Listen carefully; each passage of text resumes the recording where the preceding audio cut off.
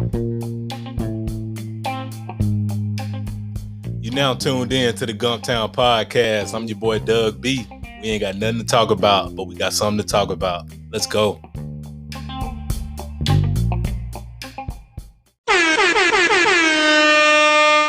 Good people. Welcome back to the Gumptown Podcast, episode 31. I'm your boy Doug B.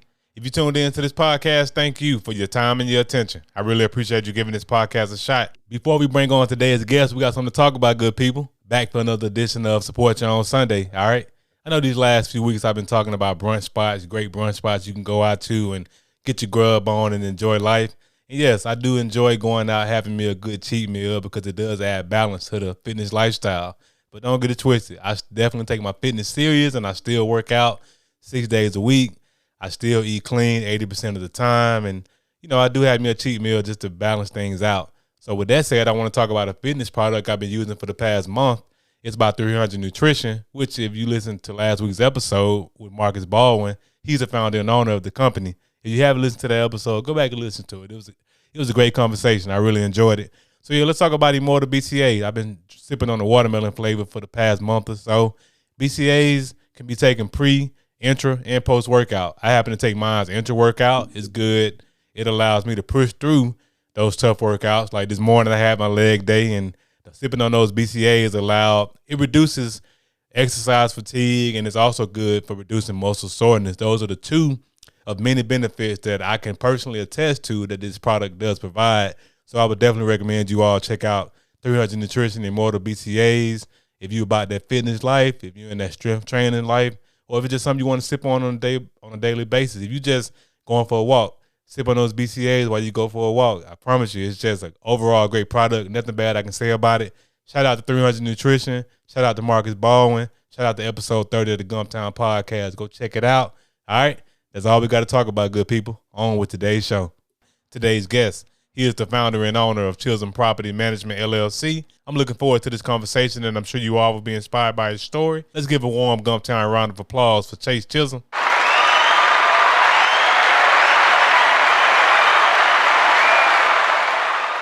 Chase, how's it going, bro?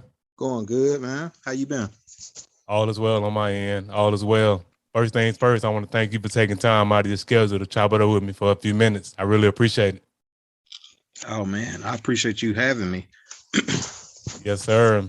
Of course, we're here to talk about Chisholm Property Management, LLC. But before we talk about that, let's get to know the man behind the brand. What's your story? Well, I mean, from Chicago originally. Been in Alabama for right now the majority of my life. And, you know, I guess I've always had a grind about, you know, working hard to, you know, reap the benefits of that. Started work at a young age of 14. You know, started working with my mom at a job down here in Alabama, and been working ever since. And always just had a hunger to make more money, you know. And I guess that's just kind of transitioned from then up until this point. Got around some people that was involved in you know, business owner mindset. And at first I wanted to own my own sports bar. Mm-hmm. I aspired to have that, you know, for quite a while. Wasn't necessarily sure of what the steps would be required to get to that point of owning a sports bar. But you know, associating with business owner mindset, people like yourself and some of the guys that we know mutually, we understood being, you know, with anything that you want to get involved in, you know, the best thing to do is to get around somebody that's actually involved in that. And, you know, I was fortunate enough to, you know, start hanging around and actually work with a business owner at a car dealership. And, you know, they also did real estate on the side. And, you know, they posed a question about me buying a house. You know, initially, I just didn't think, hey, that's something I can do. Mm-hmm. And just thought that, hey, it may take a lot of money to own my own house or to buy a house, or just wasn't really hip with the process. And lo and behold, I inquired with my bank and got approved for a house and started looking for a house, and found a house for me and my wife and my kids. And that was kind of the beginning of it. um, so I started with owning my own home at first, and from there it's like, okay, what we need to do next? Maybe I need to get some rental properties. Mm-hmm. So the individual, he helped me open up a LLC and get it established. And initially, um, that year that I started my business with this, which was March 2019, um, I didn't I didn't know kind of what would be the first step of obtaining a property or even getting approved for a property. But come to find out, for a business, it's harder to get approved for a loan for a property than it is as an individual, especially if you're talking about real estate. Mm-hmm. Um, and even for me, having a good relationship with my bank, um, I thought it would be a little bit easier than what it was. But most lenders, they require you to have a substantial down payment to qualify for a commercial, what they call a commercial loan, to buy an investment property, because you're a bigger risk, especially if you have no experience with it. Um, so I was kind of like spinning my wheels for quite a while that initial year, just trying to figure out what was going to be the best route. And I inquired about being approved through State Farm. They had a lending department or lending product at the time. They've since changed that. And I initially got pre-approved for like, I think 25,000. Mm-hmm. And I could never find a property that would make sense for that. So while in the process of looking, and the clock ticking, as well as working a full-time job, and it wasn't like it was a situation where I was in emergency, like I needed to make something happen, because I was still making pretty good with my job. But I knew I wanted to, buy some real estate and start getting rents, and start making some residual income. Um, that came and went, and I said, I don't know what happened or why I thought about this when I thought about it, but I said, well, let me see if I can apply for a personal loan, not attached to any real estate or anything with my bank. And fortunate enough for me, they have a way you can apply on their website. So I just went ahead and applied on the website, for $40,000. And like almost, maybe a few minutes later, I was approved, and the funds were in my bank account, like, that same day. I'm like, man, what? After going through all that, this was so easy. Like I could, I mean, of course, with your personal loan, a personal loan, it comes at a higher interest. So everybody need to understand that, so, but okay, I got 40,000 cash that I can work with to buy a property, and make something happen. Of course, I wasn't looking for a property that was 40,000, because most of the time when you're talking about investment properties, you have to put money into them to get them what we call like to call rent ready. Right. And I actually found a property. I think it was listed on MLS. It was on the west side on May Street, and I think they had it priced at like 20,000 or something like that. And I went and checked it out, looked at it. And I was like, man, this don't seem too bad. I'm still green, so I was like, it seemed like it would be something to work with. And of course, the person that helped me out with giving me the motivation to go ahead and buy my own house, he was kind of there helping me, kind of look at it and everything. And uh, needless to say, I got to the point where I offered, I think, 18,000 for it, and we accepted that. They accepted it, and I went ahead and closed on that property. And got somebody to go in there and renovate it and get it where I can you know rent it out, and got that done. In the midst of doing that, um, one of the contacts that the person that helped me introduced me to was a wholesaler, and they had a couple of properties that they were trying to move, but they offered owner financing with those properties. Now, with owner financing, what that is that's where the owner of the property um, lets you finance it through them. So that doesn't go on your credit because they're being the bank in that situation. And I was able to put a down payment and obtain two properties that already had renters in them, and they were Section 8 renters. And I put a down payment and did pretty good on it. I was cash flowing, not super strong, but was still decent for the two properties. But I in turn refinanced them and paid the guy off, and now I lowered my payment, and then I'm cash flowing more on those two properties. That's in Section 8. But with Section 8, they have inspections every year. So, depending on what it is, you may have to put money into the property. But going back to the first property that I got, once I actually had it fixed up, I think I initially listed as a rental. I listed it on Zillow, and I had a few people inquire about renting it, and one of the people that sent me an inquiry on it wanted to potentially buy it. But they wanted to finance it. They didn't have the full amount to just buy it straight out. So I'm like, well, shoot, I done did this with this guy.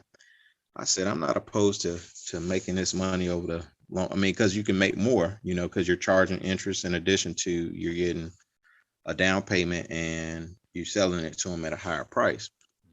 And so I did that, closed on it, and got that set up, and I was like, okay, that's pretty sweet, and that was just off that first initial 40,000. And then in addition to the two houses I had financed with the guy, he had another property he was looking to sell as well. Actually, a couple of more properties he was looking to sell as well. And I was like, well, shoot, if I can show him that, I can handle my business, pay my notes on time, say what I was going to, do what I say I was going to do. He may be willing to do more deals with me, maybe even at a point where he don't charge me any down payment on it. And we had developed a pretty good relationship, and just slowly built from there. And I was able to get several more property from him on the same similar terms, even some situations better terms. And anytime I look at a property that I don't necessarily have the full amount to buy it outright, or even if I didn't want to go and touch my credit and try to qualify for it and rely on a bank, I always ask about would that owner be willing to owner finance it? And you'll just be surprised how many would give you that as an option to purchase their property.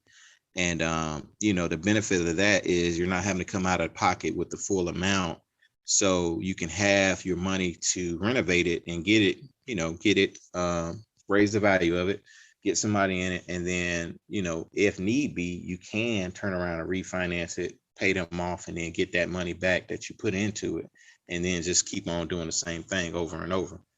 And I just, every year I set a goal for myself since then on how many properties I want to obtain and acquire, or if I want to wholesale a property, how many I want to do that year. And I try to set goals for that every year and just keep on working towards knocking them out and keep on doing them. And in addition to that, try to be helpful to those that are, kind of foreign to what it takes to get involved in it, because I mean, fortunate for me, I had somebody that I can kind of lean on and ask questions. But a lot of times people want to get into it, but they don't know, or they don't have anybody that they can lean on and ask questions. And for the most part, I try to tell people to just try to come around, where people are networking that are discussing those things, so that way you can at least be a sponge on information, and just continuously grow from there. Because I didn't instantly know how to do a deal. I had to start from somewhere, and it was quite a while, or quite a few months, before I even got to the point where I could get my first deal. And I mean, it may have been a little luck. I mean, but it may have been just a process for me to even get to the point to say, okay, let me just apply for this personal loan with my bank. I mean, I don't know, I mean, but that's just sometimes how things play out. So, um, that's kind of how it started, and kind of how it's going. And currently looking for more deals, and just keep on building, and keep on helping others to build. Montgomery is a huge, it has a huge, it's huge in relation to the potential of real estate. And outside of this market, which I don't think a lot of people realize but this is, for a property, you can't get the price that we're getting them down here. And I don't know how long that's going to last, but that's a huge benefit. And I don't think a lot of us realize that, but I try to take advantage of it as much as I can to just keep on building my portfolio, and building something for my kids and my kids. So when they're at an age that they're on their own, they don't have to grind as hard as I did, which ain't nothing wrong with that. But they got a little step stool to step on once I'm able to pass it on to them. That's what it's all about. That generational wealth, passing it on to your kids. Like you said, if they wanna, ain't nothing wrong with them working as hard as you did, but ideally, you don't want that for them. You basically want to create that foundation, which you're doing right now, and just going back to everything you said, man. It's just really, I'm just over here just reminiscing just on that association that we were affiliated with at the time, and just how transferable those skills are we learned in that association. The whole thing you were talking about, basically, what I was hearing you saying, you built rapport, you showed integrity, and then the result, you were able to ask the question in the end, and ultimately, the guy was willing to mentor you. So yeah, man, it's just amazing how universal those success principles are. Oh yeah, most definitely. And we talk about it like it's arithmetic or something, like it's something difficult. But I mean, really, it's just basic, man. It's just, I mean, to me, it's simple. It's just doing what you say you're gonna do, and being accountable to your word, and like you said, having integrity and executing on it, and just being consistent. And it sounds easy just saying that, and I'm gonna continue to say that it's easy to do, but it's all. And of course, that's unfortunate, but that's really just the reality of it. You know what I'm saying? Yep, easy to do, easy not to do. The Slight Edge. That's one of the first books we read as a part of the association. Nah, that's great, man. And so children property management. So basically now that we can transition right into what you got going on, which you've already done a great job of breaking down. You're doing the wholesale, you're doing the buy and hold. Any fix and flips in the portfolio yet, or you still working towards that? Actually working on a flip right now. That's in Prattville. Okay. Cool, man. Well, you're making it happen, rocking and rolling with the Children Property Management LLC, and I know you're doing great things. Going to continue to do great things. So whenever I have entrepreneurs on the platform like yourself, I like to cover three things: the aha moment, action, and audacity. And so let's talk about your aha moment. What sparked the idea to turn this into a business? Talking about The property management business. Like what? Like like I know you're around. I know you were in that environment and you had a mentor, but what ultimately was that association solely? Is that what sparked the idea for you to start the property management? Just being around your mentor.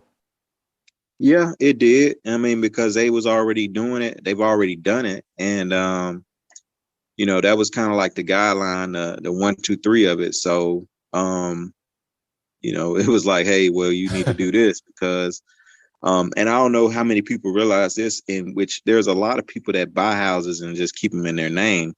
Mhm. But what he introduced me to was the liability that has an effect on you.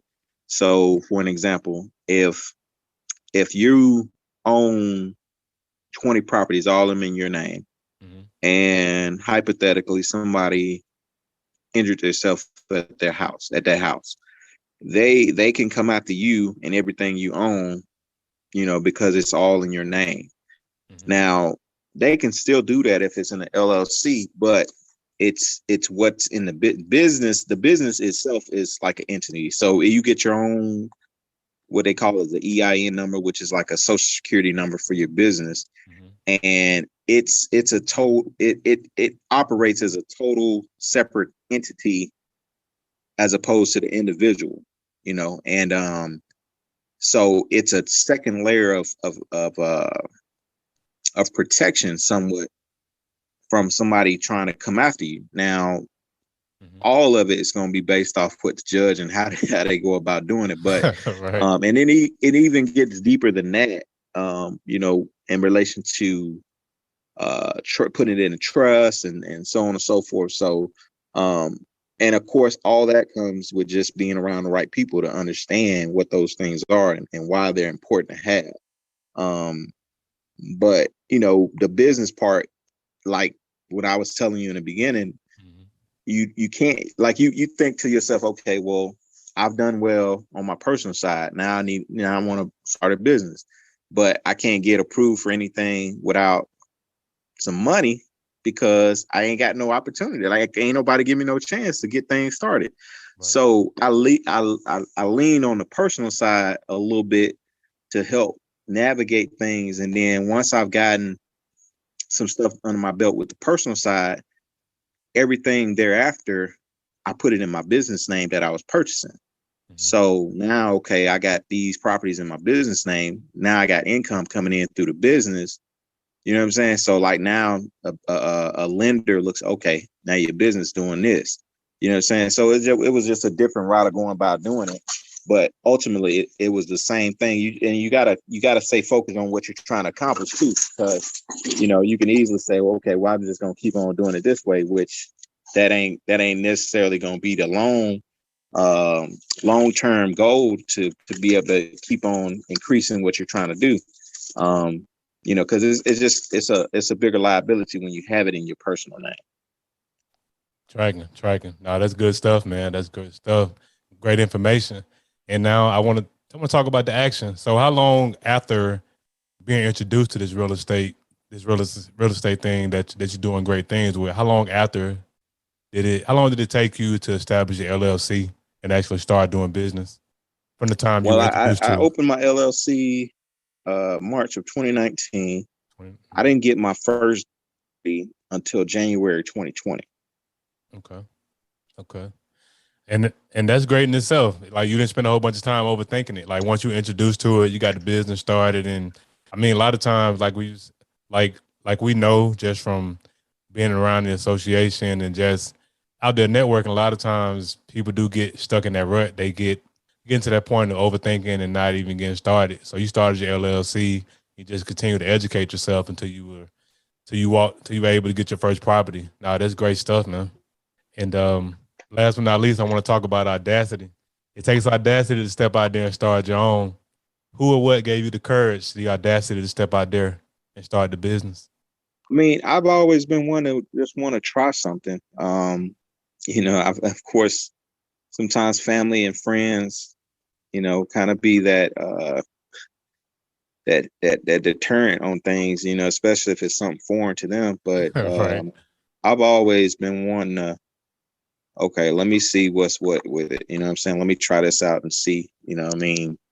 Um, of course they you got to be calculated sometimes with the risk. You don't want to put yourself in a position where you risking your rent money or your mortgage money, and then you look up and then you homeless. So Right. I've always kind of like, okay, well, hey, I go out here and do this to build this up to this point, and then I risk this much, So I wasn't never gonna risk the covering the basics, in relation to what I was trying to pursue. It was always going to be, okay, well, I put extra time in to make this money, like whether it be a part-time job or buying and selling something on online or whatever, secondary business. It was always, okay, well, we'll use these funds. This is outside of my 9 to 5 to help fund this attempt. You know what I'm saying? Mhm. And that was just always the mindset. Don't never use the main source to do the attempt.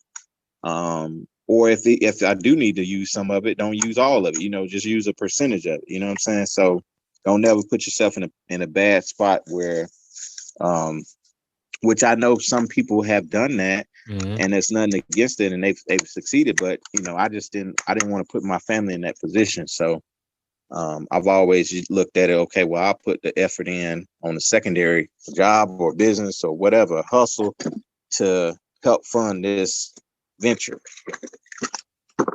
Yes, sir. And much respect to you. And of course, I knew that much about you in terms of your audacity. I knew you've always given yourself the audacity because, like you said, you've always been willing to take those calculated risks, and that's really what it's all about. Just giving it a shot, just trying it out, see what happens, and not necessarily asking friends and family for their advice. Because to your point, if it's foreign to them, they'll definitely try to talk you out of it. Mm-hmm. Nah, that's great stuff, man. That's great stuff. So I know Chills and Property Management has done great things and will do great things. So that leads me into this next point, which is vision. What are your short term and long term goals? Well, short term, I would go into this year. I want to obtain 10 more properties. I want to do at least 3 flips. I want to add one more Airbnb door, and I just want to maximize my net income. After all the bills are paid, just keep on increasing that to a certain number. Long term, I just want to change the mindset of this city and make it greater than what or greater from where it's at now. I feel like this city has a ton of potential. Help others, you know what I'm saying, to see the value, to obtain financial independence and freedom. You know what I'm saying, give back, help the young, the youth. Understand there's different avenues that's out there to be successful, and understand what those things are. Solid, solid, man. That's good stuff. Good stuff. So now we're gonna get to the $1 million question. Whenever I have entrepreneurs on the platform like yourself, I always like to ask about the Gump. I started this platform to shed light on the greatness coming out of Montgomery or through Montgomery. Of course, you from Chicago, but you've been here a majority of your life, like you said. So I just want to know, Mhm. what's one thing you learned? What impact has Montgomery has had on you in terms of your evolution as a entrepreneur, a man, husband, father? Well, I mean, this is where I've spent the majority of my life now. So Mhm. I'd say it has have has had a big um, impact on everything and where I'm at, Mhm. and where I'm continuing to go. There's some great people in this city, yourself included, and like I think a big majority don't realize that, but with a conjoined effort of the right individuals, we can shine a light on that. You know what I'm saying? And it takes, what I'm saying, more people caring about the city. There's a lot of people that care about the city and want the city to be better than what it is. There's also some haters. There's some people that don't really care about the city. They Right. talk trash about it. You know what I'm saying? But I've never been one to listen to or to dwell on the negative. I've always looked at, okay, well, how can we fix it? How can we figure this thing out? You know what I'm saying? And push past that, but everybody's not going to be willing to get on board. You can't focus in on it. You just got to work with those that want to, and keep doing what you're supposed to do. And eventually some people are going to come along with you. So that's been my thinking on that. Man, that's so powerful. Like you just said at the very end, I agree wholeheartedly. Like pretty much just do what you're supposed to do. And the people that supposed to be in your corner and help you out, they'll show up. Man, I agree with that 100%. So how can the people connect with you, Chase? What are your social media handles? Facebook and IG? Facebook, it's my name, Chase Chisholm. Of course, they can follow my page, Chisholm Property Management on Facebook. Instagram, I'm not sure what my handle is, but I know it's connected to my business page. I I don't, and I probably need to figure that out, because I mean, but I just don't really think about those type of things. You know what I'm saying? I am on TikTok, same name. I normally whenever I'm posting progress on properties, I post it on TikTok, and then I share it as Instagram and also Facebook. I'm on LinkedIn. I need to start doing more on there, but it's, of course, the time perspective, you're like, well, okay, well, if I'm focusing on all these social medias, what am I actually doing? Am I working? Right. Nah, I respect it. Yeah. Nah, I know you're busy grinding. Nah, much respect, man. And of course, I'll put all the social media handles in the description of the episode. Hey, Chase, thanks again for the conversation, man. I really appreciate you. I mean, I appreciate you for having me on, man. And I like what you're doing. I'll be honest, I just recently went back and okay, let me see what's going on with this. And I'm like, dang, he had this many episodes, and I'm like, okay, these all people that I might, well, some of them I know. I'm like, okay, I need to go back and check these out. You know what I'm saying? But yeah, that's awesome, man. You actually having conversation with real people that are in Montgomery. You know what I'm saying? Like, that's dope. Yes, sir. I appreciate you, man. Appreciate you. Good people, that concludes another dope episode of the Gumptown Podcast. We gone, but before we leave, remember, be blessed, be safe, but most importantly, have the audacity to be you. Gone.